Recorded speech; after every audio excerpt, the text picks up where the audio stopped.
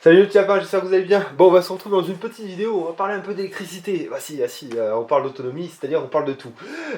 Donc voilà, donc vous savez quand même que l'une des premières qualités d'un autonomiste, c'est d'être un bricoleur, de savoir se débrouiller sur la totalité des chantiers qui vont lui incomber. Ça peut être de la plomberie, ça peut être de l'électricité, ça peut être du terrassement, ça peut être en fait tout. En fait, ça sera tout de toute façon. C'est aussi dans une logique évidemment de faire un maximum d'économies et puis d'être plus indépendant, moins vulnérable. Hein. C'est-à-dire que par exemple, vous voyez le plombier qui doit s'occuper de la toiture, il est toujours pas venu, le temps qu'il va mettre pour se décider à venir, commander la pièce, etc. etc. Moi j'ai un trou dans le toit, ça c'est des situations qui sont intolérables déjà, et que l'on peut s'éviter quand eh bien, on sait à peu près tout faire.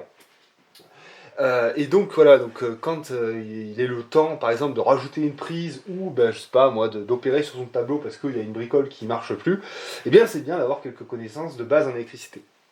Donc pour ça, je vous renvoie un petit peu à vos cours de 5e. À partir de la 5e, normalement, on a commencé à faire des schémas, etc., etc., à comprendre un petit peu comment le courant fonctionne. J'ai fait une vidéo très récemment sur tolérance et autonomie pour reprendre un petit peu ça. J'en profitais en fait pour installer un interrupteur flotteur sur une pompe de surface. Donc voilà, donc si ça vous intéresse de voir un petit peu comment je fais, et puis en même temps, j'explique un peu le circuit de l'électricité. Hein, parce qu'il faut savoir que c'est un courant qui va d'un point A à la Terre. Voilà, et donc j'avais envie de montrer un petit peu le matériel de base, hein, parce qu'il y a toujours beaucoup de choses qui vont rentrer autour de ça, comme les perceuses, les scies à cloche, etc., etc. Mais là, les basiques en fait pour l'électricité. Et ensuite, on va faire le tour de ce qu'on a fait ces derniers jours, hein, puisque voilà, sur cette question de groupe électrogène sur WKS. Je vais vous montrer les boîtes de dérivation, leur propreté, le pourquoi est-ce qu'il faut qu'elles soient propres, comment est-ce qu'on fait pour qu'elles soient propres, etc. etc. Voilà, donc du coup, je sais pas trop par où commencer, mais bon, voilà, donc c'est l'avantage, c'est que le métier d'électricien, c'est pas le métier où il faut le plus de matériel et de consommables.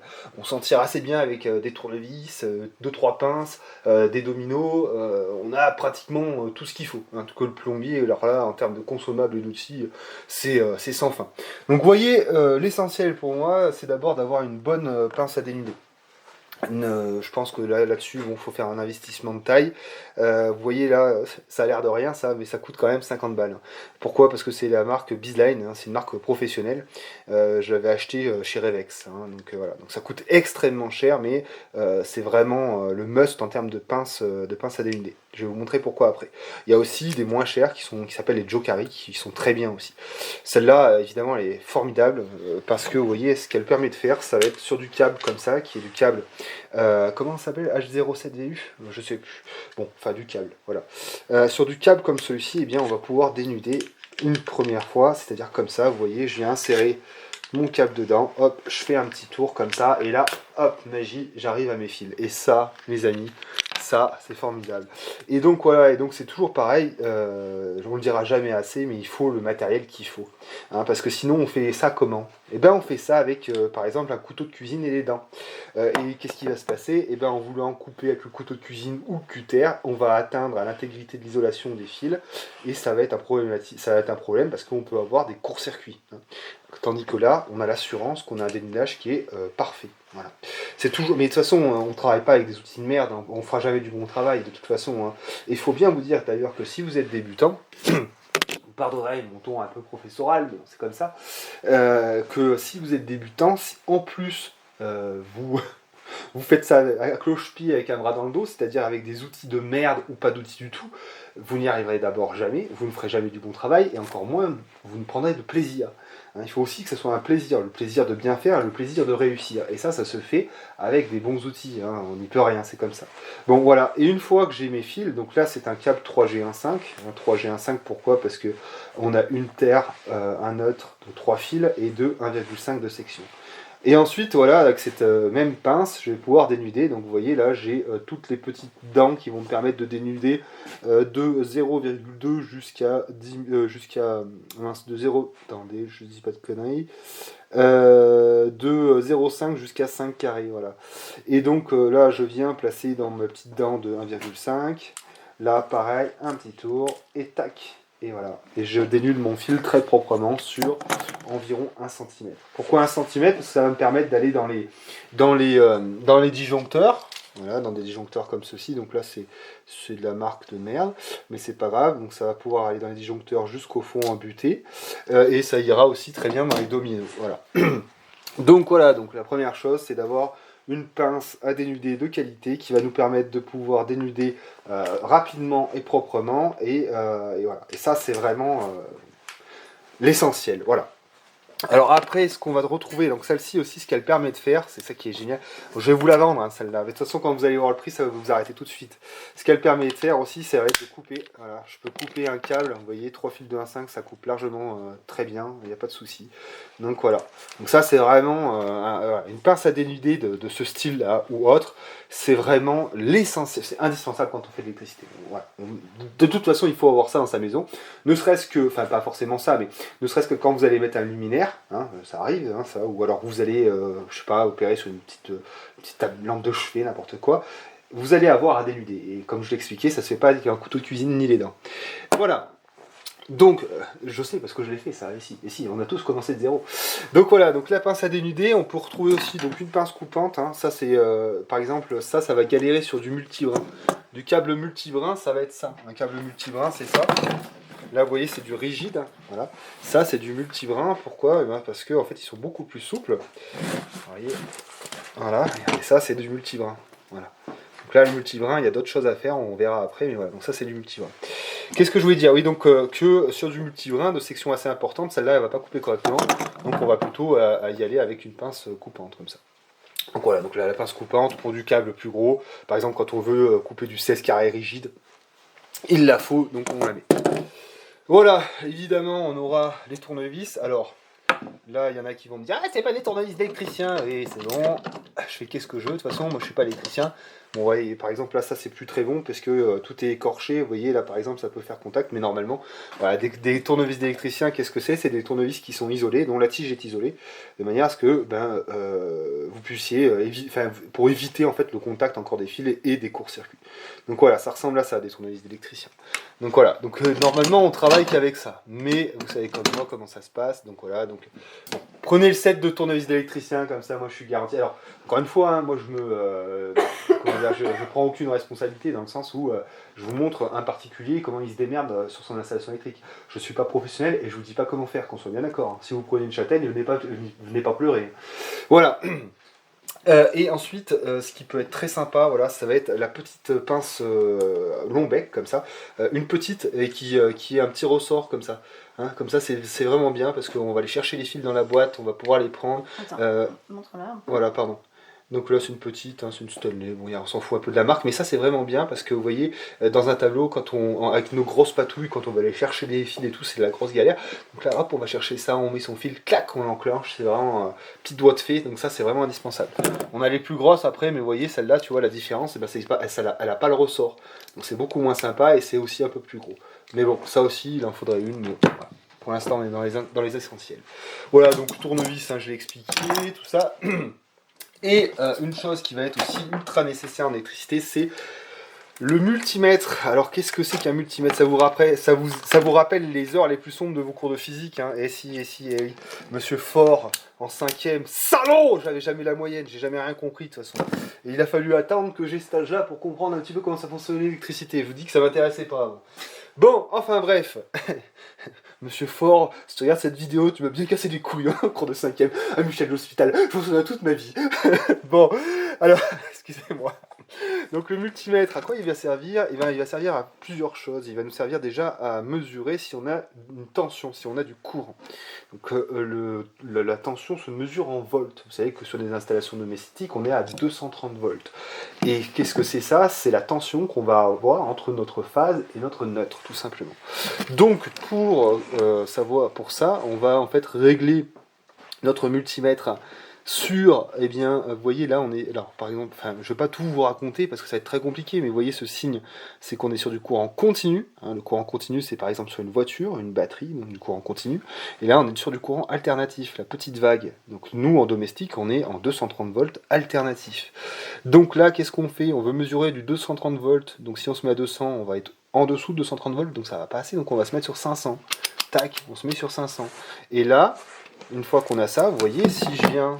Alors là, je vais allumer ma prise pour la démonstration. J'allume ma prise. je viens mettre mes petites bidouillous dans la prise. Hop. Et là, qu'est-ce que j'ai qui s'affiche? Du 230. J'ai bien du 230. Donc là, je sais que j'ai du jus. Voilà. Donc là, on est dans une prise, donc ça va permettre de tester des prises. Ça va permettre aussi de voir si on a du jus entre des fils dans une boîte de dérivation. On verra ça plus tard. Je ne vais pas tout vous présenter parce que sinon on en a pour toute la nuit. Donc ça, c'est la chose que vous allez utiliser le plus pour contrôler si vous avez de l'électricité dans vos prises ou dans une boîte de dérivation.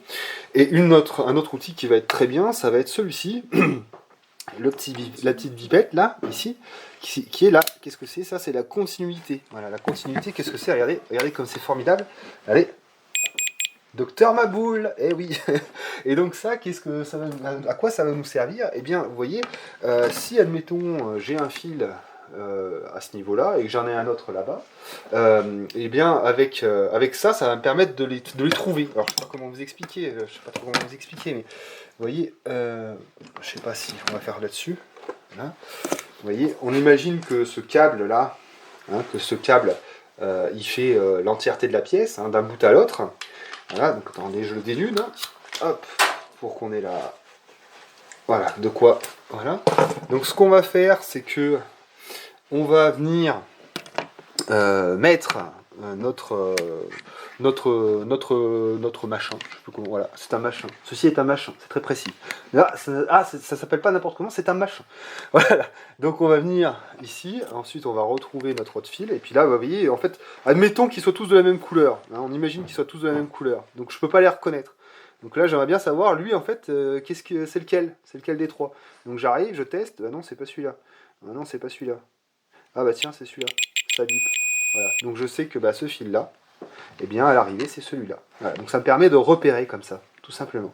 Voilà. Et donc après, il y a plein de techniques que je vais pas vous décrire parce que après ça fait partie du métier, mais en faisant des ponts, par exemple dans un tableau, on est en capacité de repérer par exemple, si je veux savoir cette prise là, à quoi elle correspond dans mon tableau, eh bien en faisant un pont dans mon tableau, je serai capable de le savoir avec la continuité. Ça va être un peu compliqué après si je pars, mais voilà, la continuité, ça permet de retrouver ces fils et c'est vraiment un truc qui est vraiment top. Par exemple, vous voyez, dans une voiture, par exemple, ça peut arriver, si vous avez votre faisceau de câbles de votre portière, parce que ça arrive, vous savez, au fur et à mesure des années, qu'on l'ouvre, qu'on la ferme, les câbles, ils peuvent couper dedans. Donc, si on veut savoir si le câble il est coupé, on va pouvoir tester avec ça, et si ça ne vibre pas, on sait que le câble est coupé, donc il va falloir remplacer. Voilà, c'est des exemples, je ne sais pas si je suis bien clair, mais voilà. Donc le multimètre est vraiment, il est vraiment indispensable pour faire de l'électricité, et il vous permettra aussi de vous assurer que votre tableau est hors tension quand vous allez opérer dessus. C'est-à-dire vous faites disjoncter, puis vous venez, hop, est-ce que j'ai de la tension? Non, j'ai pas de tension, impeccable, je peux travailler en sécurité. Voilà. Donc voilà, ça fait partie des outils qui sont indispensables. Il y a autre chose, mais là je sais pas si non, je crois que je l'ai jeté. Mais il y a une autre chose aussi qui est vraiment hyper importante quand on va vouloir faire de l'électricité dans sa maison, c'est la norme NFC 1500. La norme NFC 1500, c'est la norme en fait qui régit toutes les installations domestiques françaises. Et dedans, elle va vous indiquer quel disjoncteur il vous faut, quelle section de câble, pour quels équipements. Tout est indiqué dedans. Il est aussi indiqué le nombre de prises qu'il doit y avoir dans une cuisine, le nombre de prises qu'il doit y avoir dans un salon, etc., etc. Vous avez un nombre minimal à installer dans votre maison et elle vous le dit en fait. Voilà. Donc si vous faites une installation dans votre maison, vous collez pile poil à la NFC 1500 et vous êtes sûr de n'avoir aucun problème en fait finalement. Voilà. Donc voilà, ce qui peut être intéressant après, ça va être, alors après au fur et à mesure, on va agrémenter un peu sa boîte à outils d'électricien. Alors le scotch évidemment, les serflex qui vont être sympas, avec la petite pince à serflex. Donc ça je vous montre, parce que c'est pas tout le monde qui en a, mais vous voyez ça c'est très pratique. On vient comme ça, tac, on vient poser ça, là comme ça, hop, et après hop on coupe, ça c'est génial. Voilà, et ensuite quand on va commencer à faire un peu de solaire, des choses comme ça, ce qui va être bien, ça va être tout ce qui va être pince à sertir. Et donc là, encore une fois, c'est un petit... Alors je vais pas tout vous montrer, je vous en montre une seule. Vous voyez par exemple, là, donc ça c'est une pince pour sertir des cosses comme celle-ci. Donc voilà, donc ça en fait, sur du multibrin, ça va être vite indispensable, parce que quand on va vouloir rentrer du multibrin, par exemple dans des disjoncteurs comme ça, qu'est-ce qui se passe quand on est un gros con? Ah, on fait un truc comme ça, ah c'est magnifique ça, et puis là on est chez Damien Descartes, ah là on n'a plus qu'à visser, hein, c'est très bien ça, non ça c'est du travail de merde, donc ça on est hors de question qu'on fasse ça, pourquoi? Parce que bah, tous ces petits brins là, si un jour ils font contact avec un tournevis, ou j'en sais rien, qui prennent feu, et ben, mes petits copains vous allez voir, ça va vous faire tout drôle. Donc qu'est-ce qu'on fait? Eh bien on va mettre une cosse comme ça, on va venir avec une pince à cosse, hop, vous voyez c'est un peu Stargate SG1, vous voyez, hop, c'est l'iris, c'est l'iris de Stargate, et on vient comme ça, on met notre cosse, alors hop, tac, et on va serrer. Et là, qu'est-ce qui se passe? Alors bon, là c'est c'est un mauvais exemple parce que le câble était pas de la bonne taille, mais en fait, bon, alors, c'est vraiment du travail de merde, je suis désolé, j'aurais dû prendre un câble de la bonne taille, mais ça va nous permettre d'avoir un carré bien propre avec le fil qui est serti dedans. Voilà, bon là c'était un exemple, il aurait fallu que je vous prenne un... Je suis désolé là, hein. Bon, c'est comme ça, j'ai ça sous la main, c'est comme ça. Mais voilà, et donc, ça, voilà, c'est des petits sets que... Alors, je mets pas de... Je vous montre des outils, ils sont pas à vendre. Enfin, si, ils sont à vendre, mais vous les cherchez, vous vous démerdez. Il n'y a pas de lien affilié. Si vous voulez faire un don, vous le faites, il n'y a pas de souci. Mais voilà, ça se présente sous cette forme. Voilà, une petite pince, oui, j'en ai plusieurs parce que elle, c'est pour les gros câbles, hein, puisque sur du solaire, on va être sur du 16 carré et des gros câbles. Là, c'est pour des plus petits câbles, donc c'est le même principe. Et en fait, dans un set comme ça, vous voyez, il vous met, vous avez toutes les cosses de différentes tailles, avec les différents diamètres pour tous les fils, en fait. Voilà. Donc ça, moi, je m'étais acheté ça quand j'avais fait l'installation chez Monsieur P, parce qu'il était important en plus, comme c'était pas chez moi, que je faisais vraiment quelque chose de nickel. Donc je me suis équipé avec ça. Voilà. Elle est déjà très longue cette vidéo. Donc voilà, donc je vous ai montré pas mal de choses. On va pas tout faire en détail parce qu'après je pourrais vous parler des gaines thermorétractables, etc., etc. On va aller trop loin. Je vous ai montré l'essentiel. Et maintenant, si vous voulez bien, on va passer un petit peu sur ce qu'on a fait. Et puis on va en fait partir du garage pour remonter, pour aller dans la cave, puisque j'ai une boîte de dérivation aussi que j'ai refaite. Et ensuite on va remonter sur notre installation photovoltaïque avec notre tableau domestique pour vous montrer tout ça. Voilà, allez, c'est parti. Donc du coup, vous voyez par exemple, là, ça c'est l'exemple typique d'une boîte que j'ai reprise parce que bah, j'avais fait pas du super travail. Et donc là, vous voyez là, ça je l'ai pas montré, mais s'il faut que je le montre. Là encore une fois, si vous êtes débutant et que vous avez envie de vous faciliter la vie, ce que je vous conseille, c'est plutôt que partir sur des dominos qui sont certes pas chers, mais qui sont d'une pénibilité absolue, c'est-à-dire ce genre de dominos.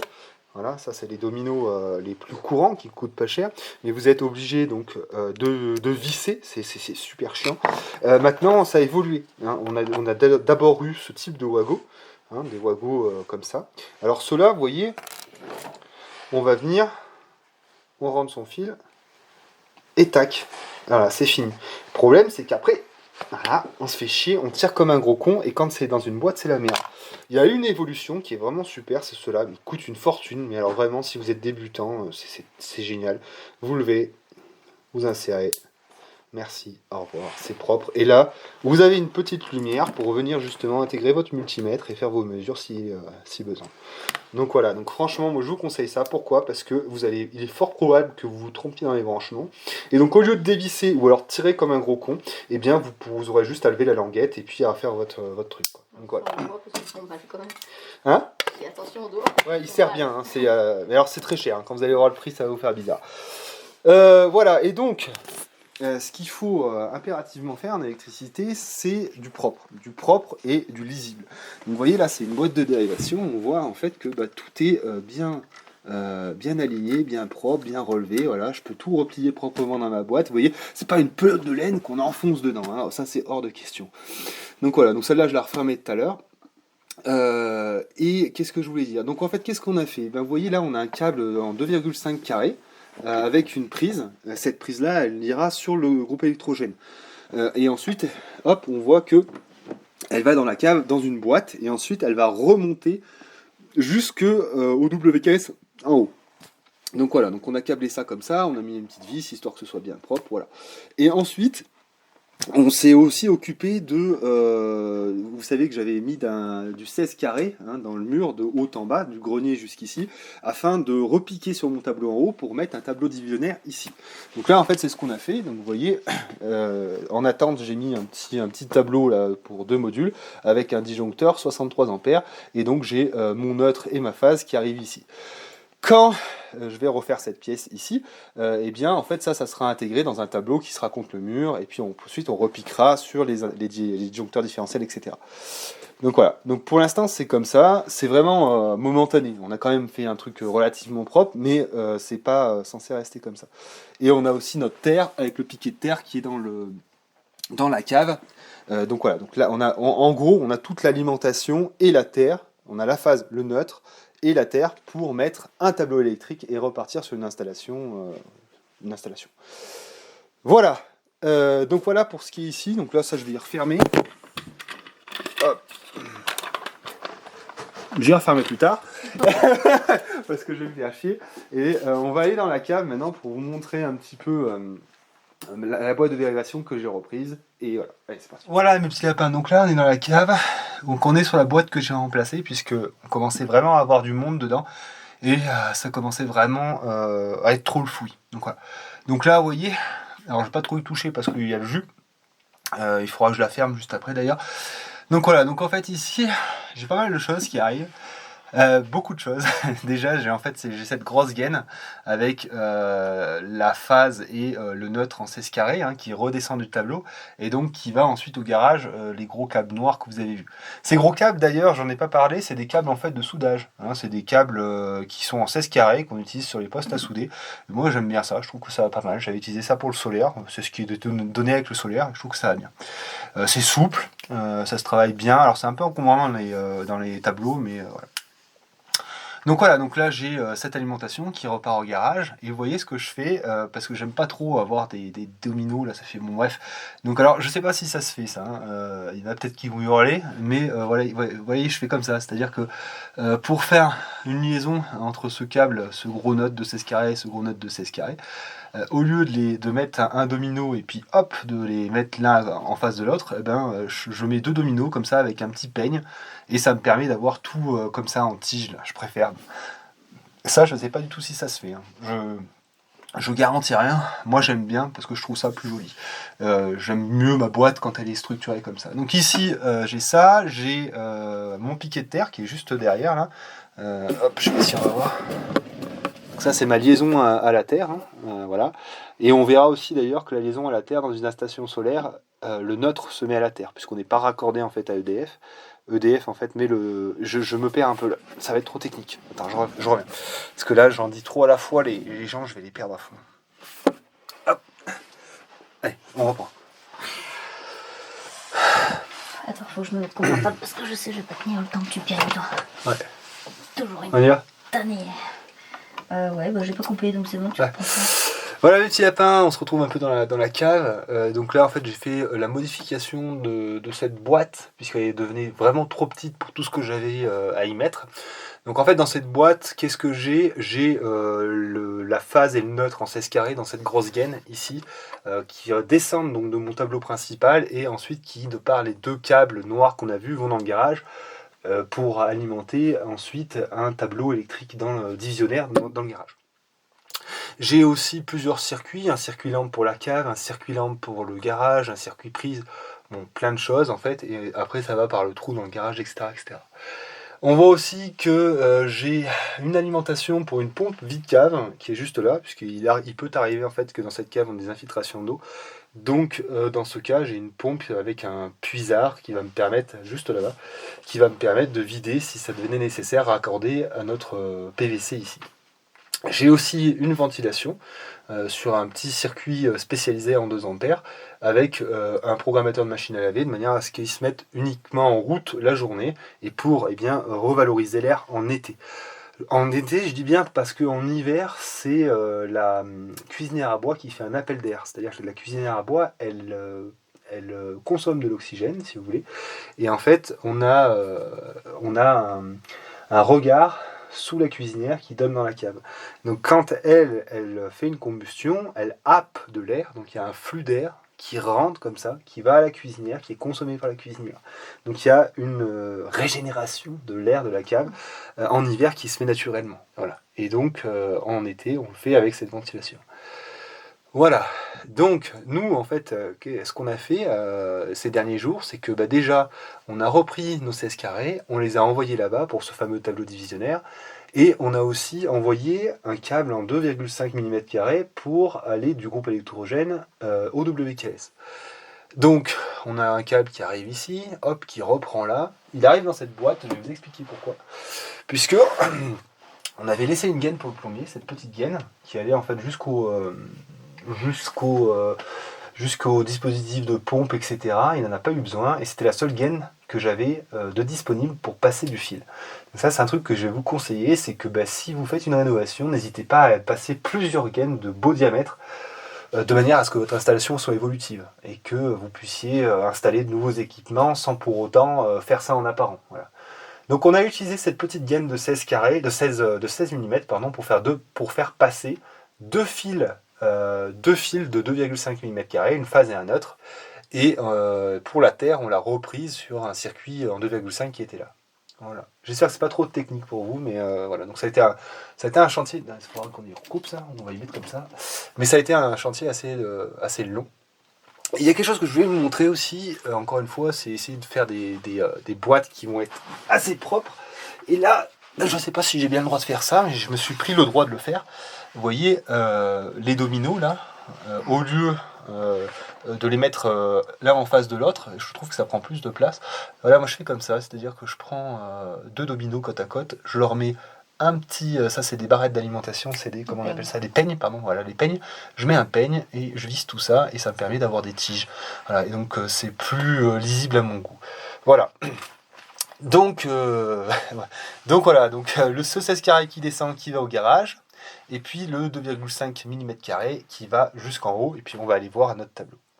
Voilà, donc si vous avez des questions, n'hésitez pas. Je ne vais pas faire le descriptif total de notre installation, ça serait un peu long. Là, je n'ai pas montré, mais je vais vous montrer rapidement. Il y a la mise à la terre. Une installation domestique, il y a toujours une mise à la terre, c'est-à-dire un piquet de terre qui va être enfoncé dans le sol, avec donc câblé en 16 mm. Voilà, donc je l'ai mis dans ma cave. Pourquoi ? Parce que ma cave, je sais qu'elle est souvent humide, que le sol là-dessous, il est souvent humide, donc je sais que j'ai une bonne liaison à la terre. Voilà. Normalement, une liaison à la terre, c'est censé se calculer, etc., avec un appareil spécial qui coûte la peau du cul. Nous, on fait qu'est-ce qu'on fait. Voilà. Je vais m'arrêter un petit peu là pour la partie cave, pour cette partie électrique. Comme je disais, je ne vais pas tout faire. Comme je ne vous ai pas donné la totalité des outils, on peut pas. C'est un métier en fait. Ça prend pas un métier en 2 secondes, ça marche pas comme ça. Déjà que moi je le connais pas, alors si c'est pour vous l'apprendre, c'est pas possible. Je vous retrouve en haut dans le grenier, là où on a notre installation photovoltaïque avec notre tableau principal. On va parler un petit peu de tout ça et puis voilà. Allez, c'est parti. Bon voilà, donc on se retrouve dans le grenier où on a notre installation photovoltaïque que j'avais déjà présentée dans une vieille vidéo. On va voir si j'y reviens, mais là je voulais simplement d'abord vous montrer un petit peu les modifications qu'on avait fait. Et ici donc notre tableau domestique standard. Donc en fait le WKS, il y a plusieurs sorties dessus, c'est assez simple finalement. On a d'abord, donc je vais faire de droite à gauche, pas dans l'ordre logique mais simplement dans l'ordre de droite à gauche. On a ici les batteries, le moins et le plus. Ici l'entrée des panneaux, le moins et le plus. Ensuite, là derrière, on a 3 borniers.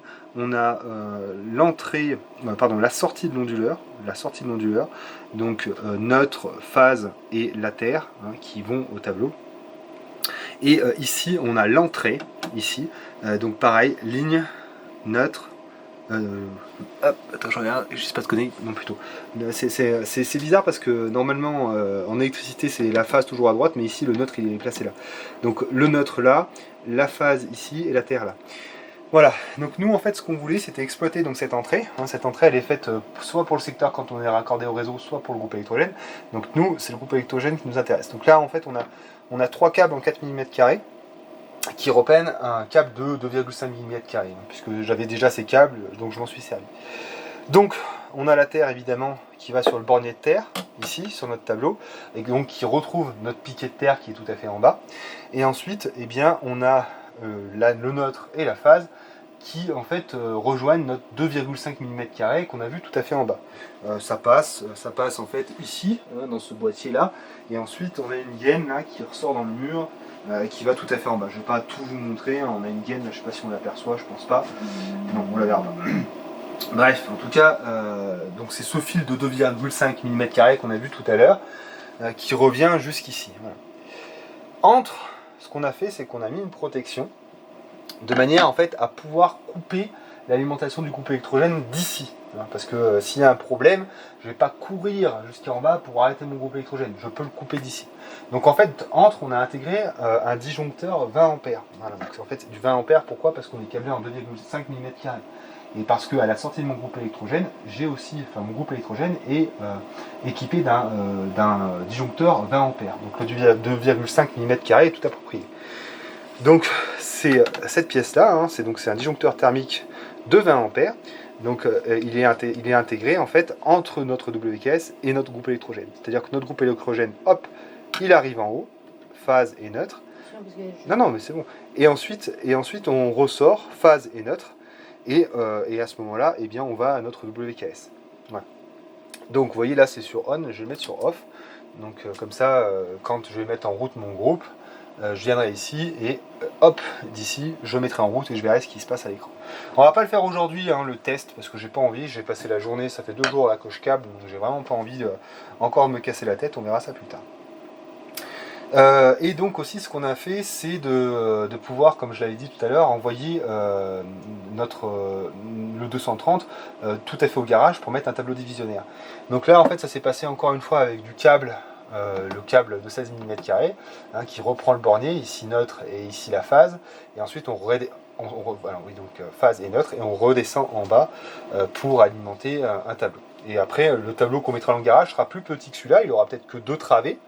Mais ça sera exactement la même chose, hein. On va arriver avec ces câbles, on va les brancher, phase et neutre, et on repartira avec ça. Voilà, alors je peux peut-être vous expliquer, bon cette vidéo sera un petit peu longue, je suis désolé mais j'ai envie de parler, j'aime bien, c'est un truc que j'aime bien, ce genre d'installation, alors ça prend un peu la tête au bout d'un moment, mais voilà, j'ai envie de vous en parler. Donc ici en fait, comme j'ai expliqué, il faut dissocier la partie photovoltaïque de la partie électricité domestique.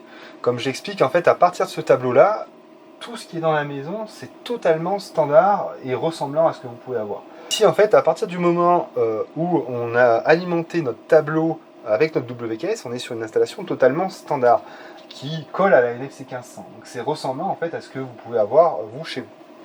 Et donc en fait, comment ça se passe? C'est assez simple. De notre peigne phase et neutre, on vient alimenter à chaque fois un disjoncteur différentiel de 30 mA.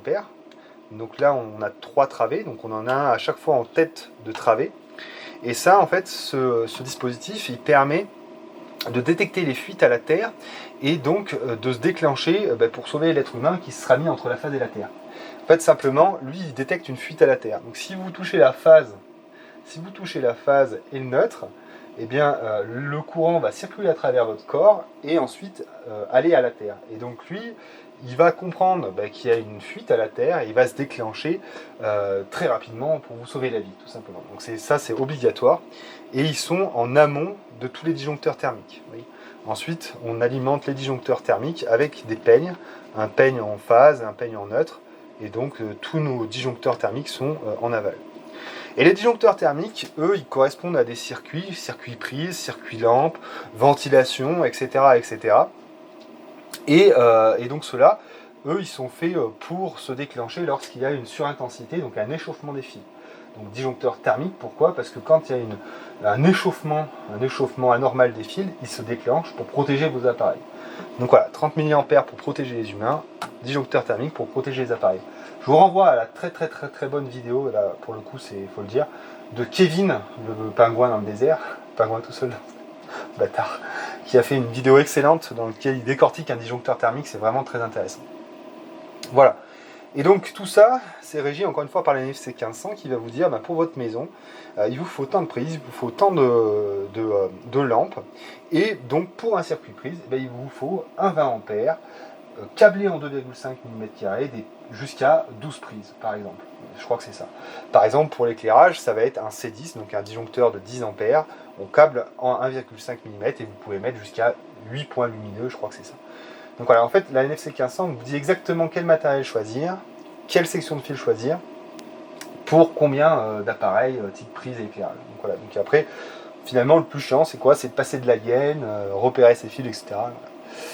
Voilà, donc voilà pour la partie domestique. Alors ce qui est très important de faire aussi, ça c'est vraiment un truc, bon, c'est ça encore une fois qui va différencier le travail professionnel d'un particulier, c'est vraiment voilà, d'avoir un soin particulier à l'agencement des fils. Alors là ça commence à être un peu plein, ça me plaît de moins en moins, mais voilà, ce qu'on cherche, voilà, c'est avoir une belle structure des fils, voilà, vous voyez, là je me suis bien amusé à le tordre, qu'ils viennent bien, tout ça, donc voilà, ce qu'on veut c'est un truc, on arrive comme ça, on est entre guillemets rassuré parce que ça vient pas dans tous les sens et tout, et puis encore une fois ça limite les risques d'incendie, etc., etc. Donc voilà.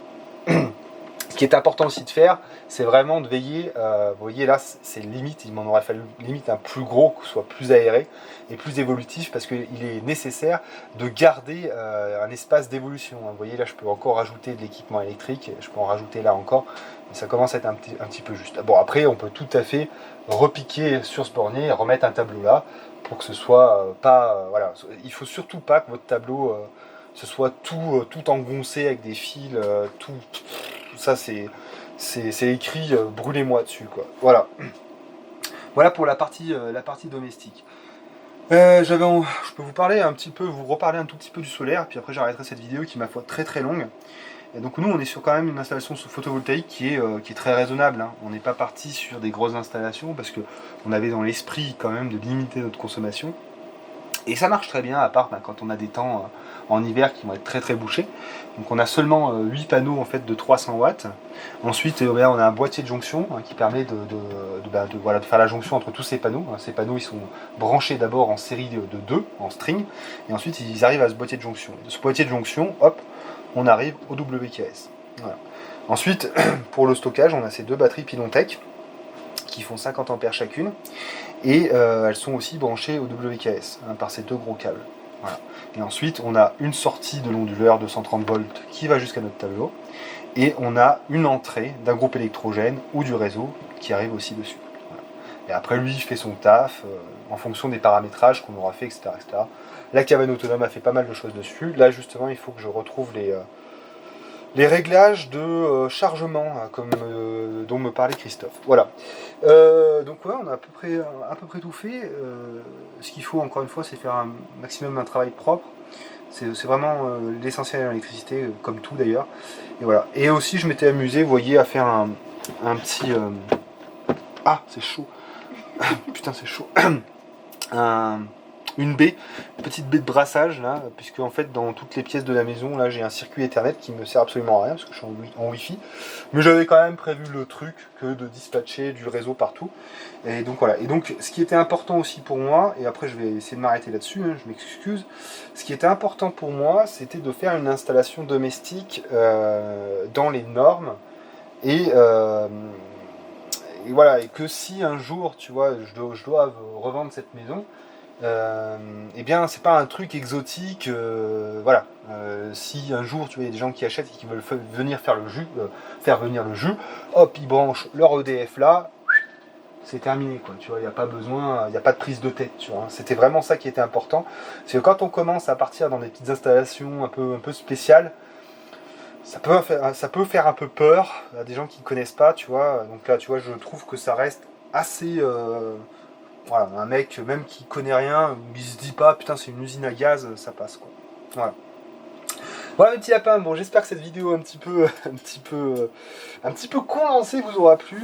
Moi je vous encourage vraiment à vous intéresser à l'électricité. Il faut savoir quand même que c'est des économies qui sont énormes, hein. Je sais pas combien c'est l'électricité sur un pavillon, mais c'est plusieurs milliers d'euros quoi. Enfin voilà, rien que de faire l'électricité sur sa propre maison, c'est vraiment des économies de ouf. Et en plus aujourd'hui, voilà, vous mettez une grosse boîte, ce qu'on appelle une pieuvre, c'est une grosse boîte de dérivation dans les combles.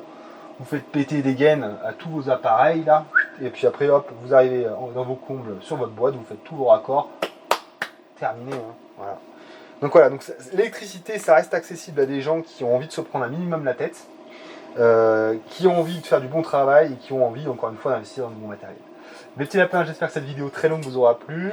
Si c'est le cas, n'hésitez pas à mettre des petits pouces bleus. Vous pouvez aussi faire des dons, hein, ça nous aidera beaucoup à avancer sur le projet Liberté.